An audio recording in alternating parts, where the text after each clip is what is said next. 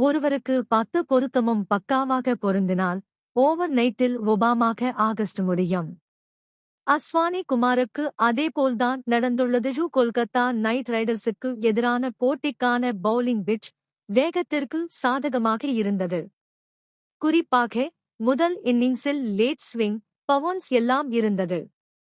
இப்படிப்பட்ட பிட்சில் வேகப்பந்து வீச்சாளர்கள் பெரிய தாக்கத்தை ஏற்படுத்த முடியும் என கணித்து புதுமுக பவுலர் அஸ்வானி குமாரை 11 அணியில் சேர்த்தனர். இடது கை பவுலராக அஸ்வானி குமார் கேகேஆர் அணிக்கு எதிராக துவக்கம் முதலே மிரட்டலாக பந்து வீசி இறுதியில் 4 விக்கெட்களை கைப்பற்றி மேட்ச் வின்னராக இருந்தார்.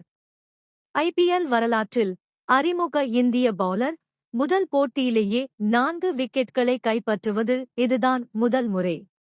இதனால் அஸ்வானி குமார் ஓவர் நைட்டில் பெரிய கவனத்தை பெற்றுவிட்டார். மேலும் பேசிய அவர், Chennai Super Kings, Kolkata Knight Riders, Rajasthan Royals ஆகிய அணிகளுக்கு ட்ரையலுக்கு சென்றார். ஆனால் இவரது பந்துவீச்சு திருப்திகரமாக இல்லை எனக் கூறி இவரே முன்வரவில்லை. மும்பை இந்தியன்ஸுக்கு ட்ரையலுக்கு சென்றபோது இவருக்கு அதிக வாய்ப்புகளை கொடுத்தனர். இவரது திறமையை சரியாக கணித்து அணிக்குள் கொண்டு வந்தனர் எனத் தெரிவித்தார்.